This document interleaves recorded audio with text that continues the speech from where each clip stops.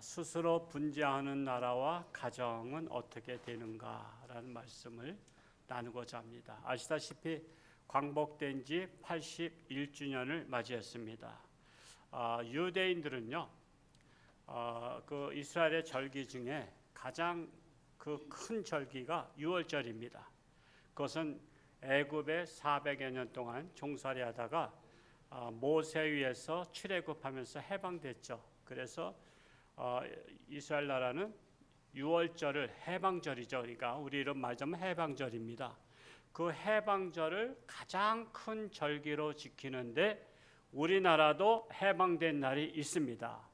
8월 15일인데 근데 우리나라도 절기가 많은데 가장 우리가 크게 지키는 절기가 무엇입니까?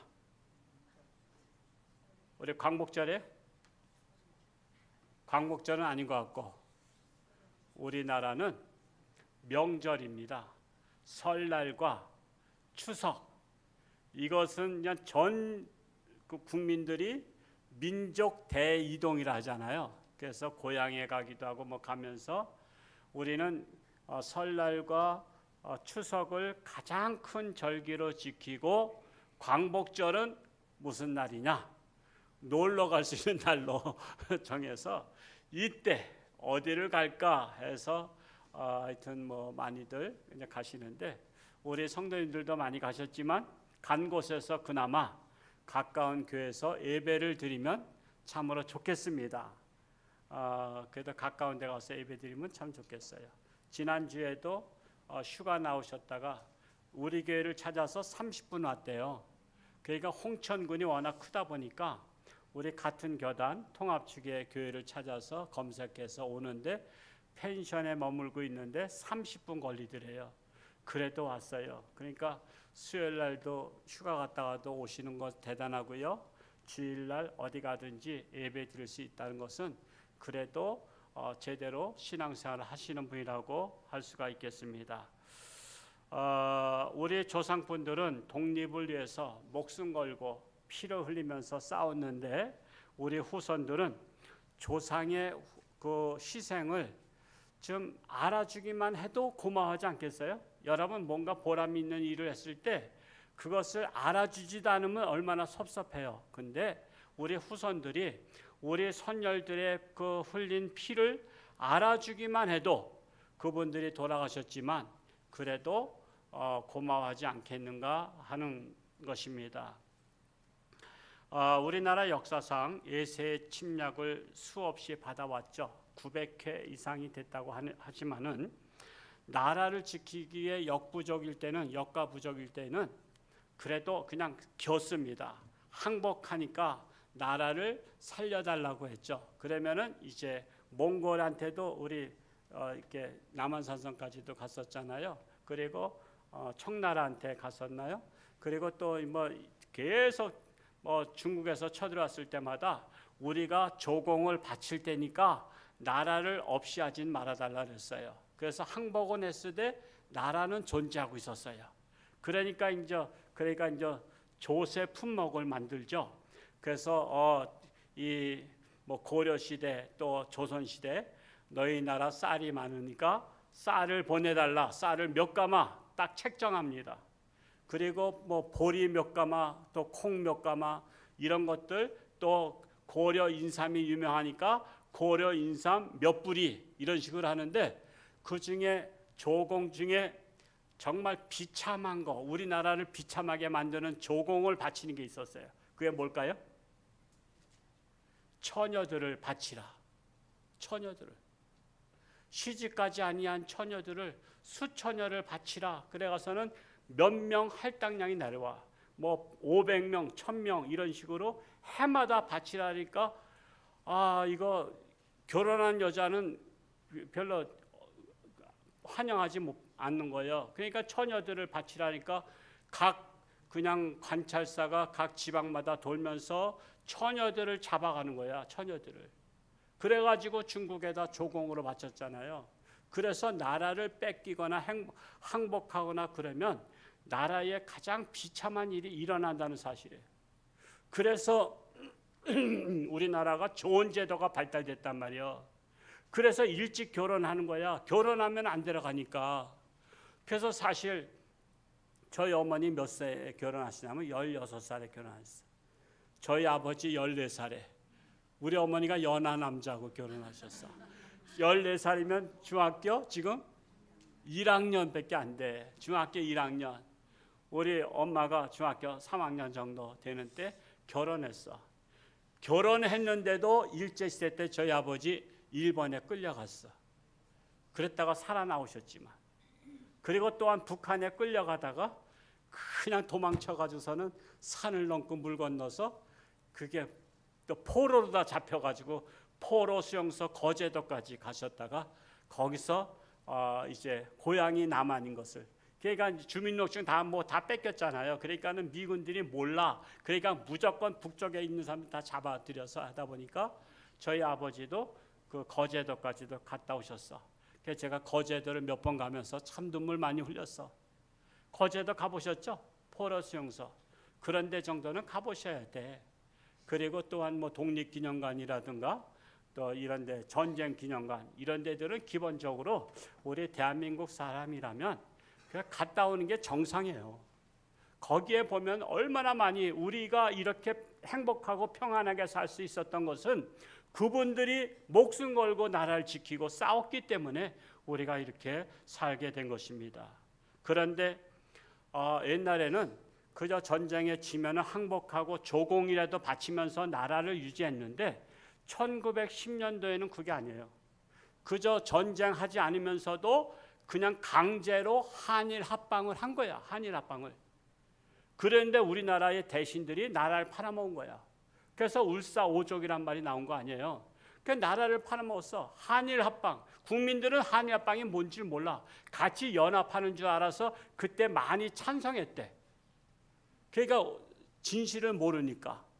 근데 한일 합방하고 나서 보니까는 우리나라 걸 막 착취해가는 거야. 그냥 쌀을 착취해가고 나무들을 다 잘라서 일본으로 보내고, 그러면서 또 광산을 저 영월이나 정선 채취해가지고 다 빼가고 그렇게 했던 거야. 그러니까 이거 한일 합방이 같이 나라끼리 연합해서 잘 사는 게 아니라 우리나라를 한일 합방이라는 것은 우리나라 그 당시엔 조선이잖아요. 대한민국은 해방된 후에 생긴 이름이에요. 그러니까 조선이란 나라가 없어지면서 일본에 그냥 편제가 된 거야. 우리나라가 그냥 합방이 돼버린 거야. 그러니까 우리나라 존재가 없어진 거야. 없어진 거야.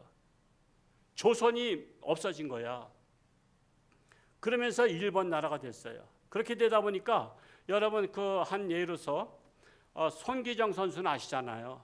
우리 올림픽에 마라톤 선수로 가서 그가 1등을 했잖아요. 그래서 세계적인 선수가 됐는데 그분이 조선 이름으로 나갔어요? 일본 이름으로 나갔어요?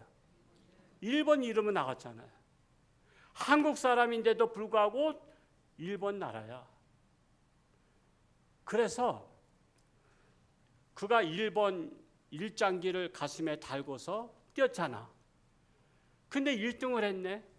뭐 1등한 사연도 뭐 여러 가지 있었지만은 1등을 했어. 그러니까는 단상에 1등 자리에 올라가서 면류관을 봤는데 그걸 어떻게 했어? 그 꽃다발을 가슴에다 안았어. 그러니까 일장기가 가려진 거야. 의도적으로 한 거야. 그러니까 손기정 선수 그분도 한나라 가셨겠지만 그분의 마음에 나는 조선 사람인데 내가 일본 이름으로 내가 나와서 하는 것이 안타까워서 아마 가렸다고 생각돼요. 그래서 일본에 가서 되게 혼났다는 말이 있어요. 야단 맞았대. 왜 그걸 가렸냐고. 일장기를 딱 드러내야 되는데. 근데 그거는 어쩔 수 없잖아. 우리 조선의 피가 흐르고 있기 때문에. 그렇게 됐기 때문에 정말 우리나라는 다시는 나라를 뺏기는 일이 없어야 된다는 거예요. 근데 가끔 이 고위 공직자가 이제 오를 때에 안타까운 일은 이제 국회의원들이 청문회를 해. 청문회를 하는데 뭘 물어보냐 하면 일제시대 때 우리나라의 국적이 일본이냐 조선이냐 대한민국이냐 이걸 물어보는 거야. 그러면은 여러분 같으면 제가 청문회 하겠어요. 여러분 일제시대 때 우리는 나라가 일본이요 조선이야? 물론 마음은 조선이잖아. 우리 솔직히 내가 왜 일본이요? 나는 일본말 아무것도 모르는데 한 가지만 딱 알아. 아리가또 고자이마스. 그거 하나에 나 몰라. 그러니까 우리는 한국이란 조선이란 말이야. 근데도 행정적으로 말하는 거예요. 행정적으로 말하면 우리나라는 국제사회에서 일본의 한 땅에 불과한 거야. 그래서 여러분 생각해 보세요. 우리 일제시대 때 우리나라 조선 여권을 만들어서 해외에 나갈 수 있었어요? 없었어요? 우리나라 조선 여권이란 것은 없어요. 왜? 그 세계 나라의 국제 나라에 등재가 안 돼 있어. 나라라는 이름이 등재가 안 돼 있어. 그래서 일본 여권을 만들어서 나가야 됐던 거야. 일본 여권을. 그래서 그거 싫어가지고 이승만 박사가 일본 여권을 안 만들고 그저 몰래 다른 나라 통해서 이렇게 다니고 그랬던 거예요. 그게 일본 여권 난 싫다 이거야. 나 일본 사람 아니다 이거야. 그래서 그런 사람이 있었지만은 그러나 대다수가 해외에 나갈 때는 일본 여권을 만들어서 일본 국민의 이름으로 나갈 수밖에 없었던 거예요. 근데 그것을 가지고 그 당시에 일본 국적이다 그랬더니 친일파다고 막 그랬는데, 아니 역사적 현실을 말하는데 왜 친일파예요? 그래서 또 반론을 제기한다면, 그러면 독립운동은 우리나라가 고유한 국적을 가지고 있을 때 독립운동했어요? 나라를 뺏기고 나서 독립운동했어요? 나라를 뺏겼으니까 되찾기해서 독립운동한 거 아니야? 왜 일본 국적을 갖고 있지 않으면 독립운동할 필요가 뭐가 있어? 우린 나라인데. 근데 우리나라를 말살 정책으로다가 나라를 아예 조선이라는 것을 말살시켜 버렸고, 아직 대한민국이라는 것은 해방되고 나서 이렇게 이름이 붙여진 거거든요. 그러니까 그 당시엔 대한민국이라서 생각도 못했던 나라이기 때문에 그저 그냥 조선이 없어져 버렸으니까 우리 조선을 다시 찾고자 독립운동을 했던 거예요. 그래서 독립운동을 하면서 그분들이 얼마나 희생당했습니까? 그런데 이게 참 우리나라는 분쟁이 심한 것이 또 뭐냐면, 그건 뭐 나라는 그렇다 치고 그것도 이제 쓸데없는 분쟁을 일으켜가지고서는 친일파네 뭐네 막 떠들고 하다가, 그러면 또 나라는 또 누가 해방시켰냐? 그래가지고 독립기념관장 김영석 관장님의 책을 제가 선물로 받아서 읽어봤더니 그분이 작년도에 축사를 한 게 문제가 됐어. 축사에 광복절날 독립기념관장이니까 축사를 했더라고. 그 책에 기록이 돼 있더라고. 우리나라는 연합국이 승리함으로 우리는 이렇게 해방이라는 선물이 주어졌다고 축사를 했다가 난리 난 거예요. 아니 우리나라가 무슨 연합국이 승리해서 해방됐어? 독립군이 독립운동에서 해방됐지. 여러분 생각에는 어떻게 들지 모르겠어요. 여러분, 우리나라 독립군들은요 주로 우리나라 해방되려면 일본 가서 싸워야 돼요?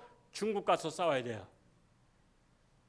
아니, 일본하고 싸우려면 일본 가서 싸워야지. 근데 일본 가서 싸울 수가 있는 그런 힘이 없었어요. 우리나라에 있어서도 일본 경찰이 워낙 많아서 잡혀요. 그래서 어디로 피난 갔냐 하면 독립군들이 만주벌판 가서 청산리 전투, 이거 유명하잖아요. 그냥 만주벌판에서 싸운 거야. 우리로 말하자면, 자, 속초나라하고 홍천나라가 있어. 근데 전쟁이 났어. 그러면 어디쯤에 가서 싸우면 딱 맞아? 인제 정도 가서 싸워야지 서로 대치할 거 아니야. 근데 우리나라 군사가 속초 군사하고 싸운다고 양평 가서 싸우면 말이 돼요, 안 돼요? 이거 말 된다면 참 그 대단한 논리 갖고 있는 사람이야. 독립군이, 제가 독립군을 훼손하는 거 아니에요. 그분들의 희생이 있었기 때문에 독립해야 된다는 분위기가 조성됐어요. 해방돼야 된다는 분위기가 국제사회에 알렸다고요.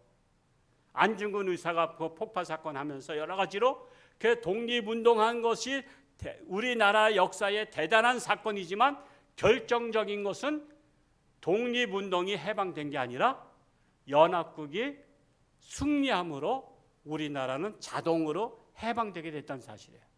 그게 뭐예요? 아시다시피 미국이 전쟁에 참여하지 않으려고 했잖아요. 독일 히틀러랑 싸우면서 너무나 많이 죽었어. 미국 군인들이 너무 많이 죽었어. 그래서 다시는 전쟁에 동참하지 않는다 하고서는 그냥 지키기만 했어. 그런데 여러분, 그 진주만 해서 지키던 함대에다가 일본에서 그거 뭐죠? 뭐 자살 폭탄, 자살하는 것 같은 무슨 비행기? 가미가제 하면서 그냥 무조건 그냥 들이받는데 그거 어떻게 했고 어떻게 막어? 그저 그냥 들이받는데, 그래서 해서 한 5천여 명인가 죽었잖아. 군인들이, 해군들이. 여러분, 젊은이가 5천 명씩이나 죽는데 전쟁 안 해요? 그래서 전쟁 안 하려고 하다가 어쩔 수 없이 잠자는 호랑이를 건드렸으니까, 호랑이 체면이 있으니까 일본하고 안 싸우려고 했는데 싸울 수밖에 없구나. 그래서 싸우되 또 군인들을 보내면 많은 젊은이가 죽잖아. 그래서 빨리 끝낼 수 있는 방법이 비상으로 만들어놨던 비상약 원자폭탄을 그게 터뜨린 거야. 히로시마에 1차 터뜨렸어. 그러면서 항복하라. 우리도 당신네 어벙한 국민들 죽이고 싶지 않다. 빨리 항복하시지. 그랬더니 어림도 없다. 다 죽어도 항복 안 한다 그랬어. 그러니까 두 번째로, 원래는 다른 도시 하려고 했는데 구름이 낀 바람에, 참 구름에 따라서 한 도시가 살고 죽고 그래. 구름이 끼는 바람에 비행기가 밑이 안 보여가지고 어디로 갔냐면 히로시마로, 나가사키 간 거야. 나가사키를 가서 엉뚱한데 나가사키에다 딱 터뜨렸어. 그래서 나가사키 시민들이 다 죽어버렸어. 그런 바람에 이제는 항복하시겠어요? 그랬더니 안 해. 그러는 거야. 안 해. 그래. 죽어도 안 해. 그랬더니 그러면 세 번째는 동경에 떨어뜨려 줄게. 그랬어요. 그러니까 이제 심각한 걸 아는 거야. 현장을 가보니까 쑥대밭 됐잖아. 황폐화됐잖아. 나가사키가 황폐화됐고 히로시마가 황폐화됐고 다음엔 동경에다 터뜨린다니까. 동경이 일본 천황이 있는 곳인데 거기가 황폐화되면 이게 전쟁이 승산이 없는 거야. 그래서 강요회의를 했는데 반대파가 많았지만 군인들 중에서는 반대파가 많았어요. 근데 일본 천황이요, 제가 일본 천황도 책을 제가 읽어봤어요. 그분이 영국에 유학 갔다 온 분이잖아요. 깨어난 분인데 군인들이 실세를 잡고 있었기 때문에 부득이하게 그 사람도 전쟁했던 거야. 사실은 일본 천황이 설득을 한 거야. 우리 항복하자. 국민들 더 이상 죽일 수 없다. 그래서 결국에는 항복을 하는 거예요. 항복을 하니까 일본 국민들이 난리가 났어요. 어떤 난리가 났냐? 일본 국민들은 천황을 뭐로 여겼어요? 신으로 여겼어. 신으로 여겼는데 신이 인간, 그때 항복 문서를 받은 사람이 메가더 장군이었거든요. 메가더 장군한테 항복 문서를 내놓은 거야. 항복합니다. 그냥 명령만 하시옵소서. 명령한 대로 다 들어주겠습니다. 그래서 그때 명령이 항복하는 조건으로 당신네 나라가 식민지했던 나라 조선을 비롯해서 동남아 모든 식민지 점령했던 나라들을 다 해방시키는 조건으로. 그래서 우리나라가 사실은 그래서 해방된 거예요. 물론 독립운동하신 분들이 그거 가상하긴 하지만 결정적인 것은 원자폭탄 2개를 터뜨리면서 해방이 된 거예요.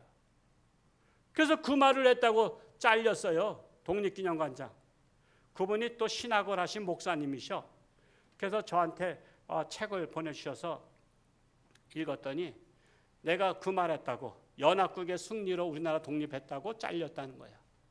그래서 책을 썼더라고. 진실을 밝힌다. 그래서 책을 썼어. 우리나라가 참으로 역사 왜곡을 많이 하고 있습니다. 그래서 우리는 하나님의 계획 속에 해방되어서 오늘날 이렇게 잘 먹고 잘 사는 세상이 된 거예요. 그러면 정신 차리고 합심해야 됩니까? 그래도 또 분쟁해야 됩니까? 당연히 합심해야 되잖아요. 그럼에도 불구하고 지금 우리나라는 분쟁하고 있어요. 정치권에서 분쟁하고 국민들 간에 분쟁하고. 그래서 어제 8월 15일 날은 광복절은 좋은 날이에요? 안 좋은 날이에요? 좋은 날이라 전국에서 축하를 하고 그냥 행사를 해야 되는데 64개인가 단체가 데모를 했다래요. 어제. 이게 나라냐 그러면서. 이게 나라냐 그러면서 데모를 한 게 60몇 개 단체가 다 들고잡이하고 데모했어. 물론 방송에는 안 나왔어요. 언론 통제가 있으니까. 지금 우리나라가 지금 분쟁 국가다 이거예요. 그래서 오늘 제가 분쟁하는 나라, 분쟁하는 가정에 대한 설교를 하고 있는 것입니다. 그러면 두 가지. 첫째로 분쟁하는 나라는 결론이 어떻게 되느냐? 어떻게 돼요? 황폐해진다라고 말씀에 나오고 있어요. 자, 우리 마태복음 12장 25절 말씀을 우리 같이 한번 읽어보겠습니다. 시작. 예수께서 그들의 생각을 아시고 이르시되 스스로 분쟁하는 나라마다 황폐하여질 것이요 스스로 분쟁하는 동네나 집마다 서지 못하리라. 자, 황폐해진다는 게 무슨 말이에요? 한마디로 망한다는 것이죠. 여러분 시골에 망한 집이나 폐허가 된 집을 가보면 그 집을 무슨 밭이라래? 꽃밭이라래? 어떤 밭이라래? 꽃밭이라고 말하는 건 없죠? 무슨 밭? 쑥대밭이라래. 쑥대밭. 아유, 저 집 쑥대밭 됐어. 그 쑥도요 굉장히 크잖아. 그건 굉장히 한 1m씩 자라는 것 같아. 그게 얼마나 많이 퍼졌는지 망한 집 보면 쑥대밭만 돼가지고 쑥대가 막 자란 거야. 그거야 그거. 나라가 분쟁하면 쑥대밭 된다는 거야. 지금 성경에는 황폐해진다고 표현했지만 그것이 우리나라 정서적으로는 쑥대밭 됐다는 거예요. 쑥대밭. 그러므로 분쟁해야 되겠어요? 한마음 한뜻이 돼야 되겠어요?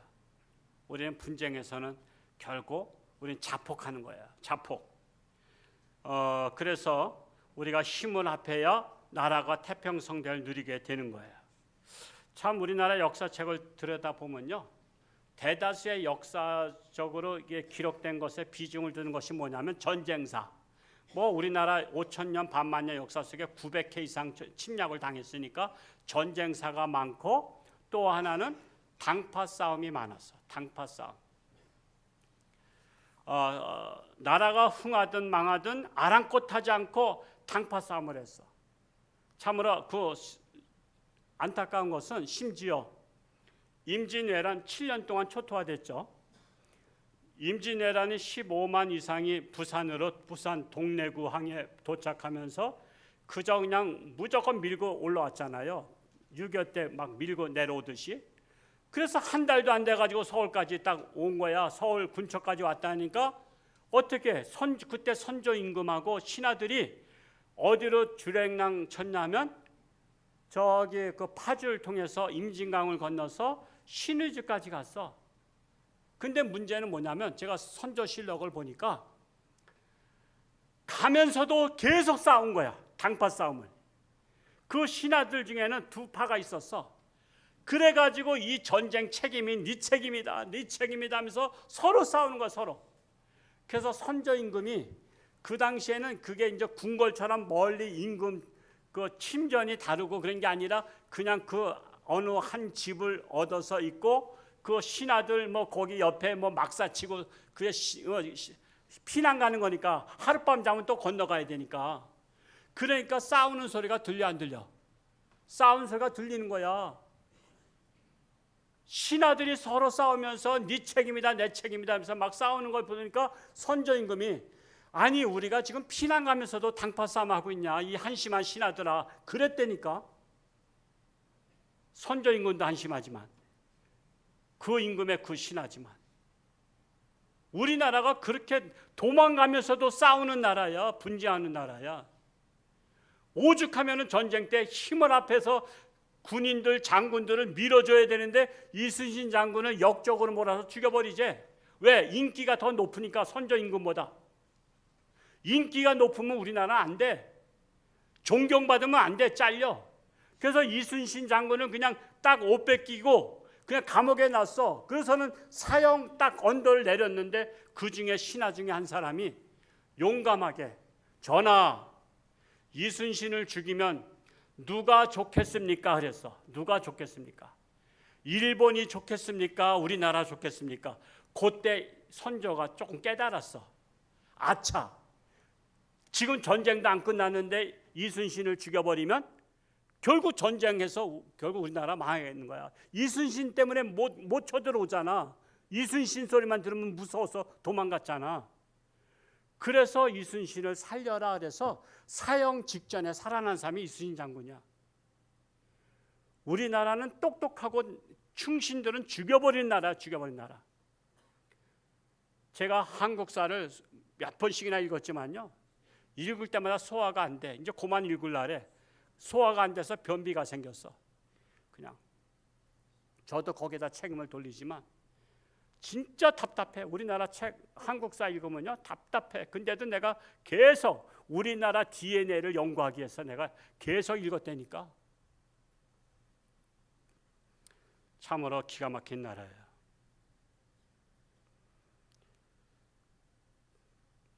그 해방되고 나서는요 무슨 싸움이 한창인지 아세요? 해방되자마자 그 공산주의와 민주주의하고 싸운 거 아세요? 그때 공산주의자가 우리 공산주의를 지지하는 자가 70%가 넘었어요. 왜 그러냐? 조선시대 때는 양반 사회였잖아. 양반 싼 놈에서 신분 계급이 있었다고. 양반 예에는 특혜가 없었어. 양반 예에는 다 억울하게 못 살고 다 그랬어. 그랬는데 나라가 해방되면서 공산주의가 선전을 어떻게 했어요? 공산주의 나라 되면 칼막스주의가 그거예요. 공산주의 나라가 되면 똑같이 잘 먹고 잘 사는 세상이 된다니까. 아, 이거 양반이 아니었던 사람들이 70%였거든요. 그래서 그들이 다 지지한 거야. 야, 우리나라 공산주의 나라 되면은 잘 먹고 잘 사는 세상, 똑같이 잘 먹고 잘 사는 세상 되겠다. 그래서 지지했어요. 근데 해방되기 전에 이승만 박사가 소련을 갔다 왔어. 소련이 공산주의 나라, 그때 레닌, 스탈린 있을 때 가서 현실을 보니까 공산주의는 허구야, 허구. 겉딱지는 그렇게 포장을 했는데 속알딱지는 지들끼리만 잘 먹고 잘 사는 거야. 여러분 지금 북한의 공산주의가 똑같이 잘 먹고 잘 살아요? 아니면 김정은 가문만 잘 살아요? 내가 북한 에미나이라고 하는 사람 여자가 유튜브 하는 걸 봤는데 평양에는 공산주의 당원 아니면 못 산대. 평양에 들어가지도 못한대. 출입이 안 된대. 그만큼 지금 똑같이 잘 먹고 잘 사는 사회가 아니라 공산주의 당원만 들어갈 수 있는 게 평양이야. 그리고 그들만 잘 먹고 잘 살아. 그렇지 않은 사람은 다 찢어지게 가난해. 이게 공산주의 허구야. 이걸 이승만 박사가 봤어요. 그래서 우리나라 공산주의를 지지한 사람이 70%가 많음에도 불구하고 정치적 영향력을 발휘해서 자유주의 나라로다가 만든 거예요.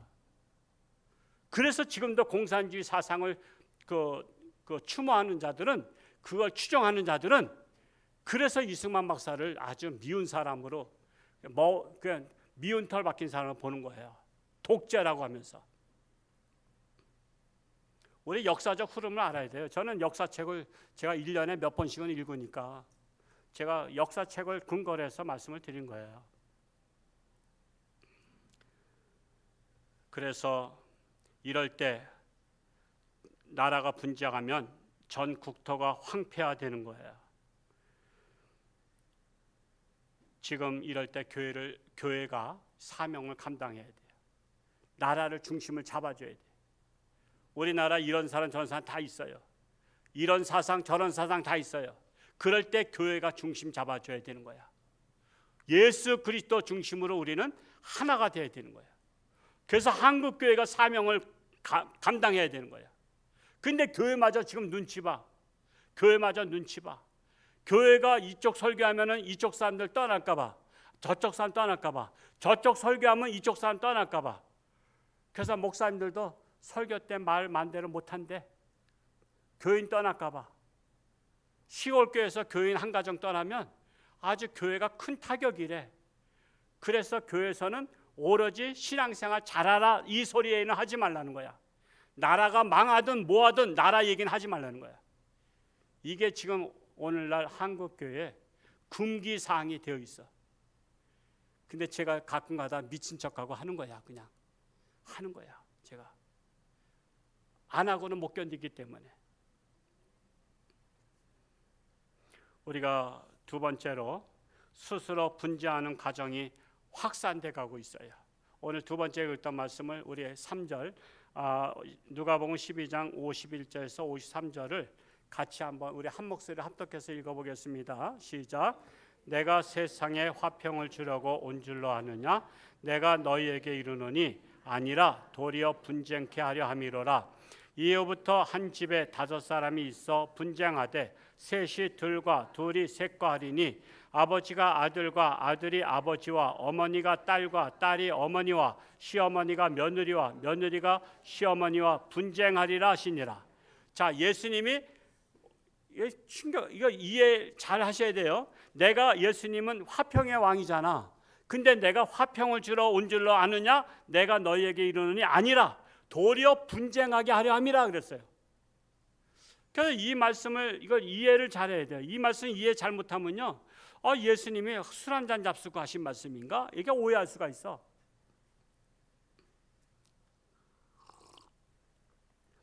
저도 이 말씀을 가지고요 참 오래 묵상했어요. 이걸 어떻게 정리해야 될까?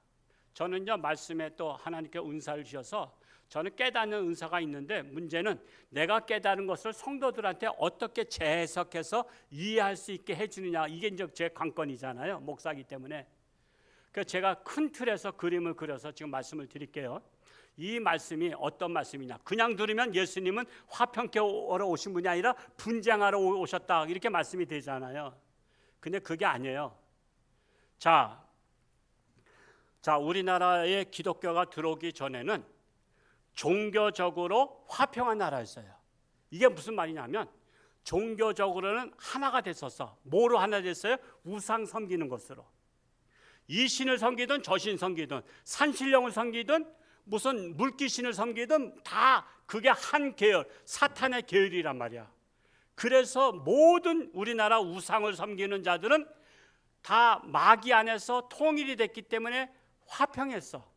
분쟁할 이유가 없어. 그저 이 집에서 제사 드린다면 이 집에서 드리고 저 집에서 드리고, 뭐 예를 들어서 뭐 부처님 상을 갖다가 무당집에도 있는 거 아세요?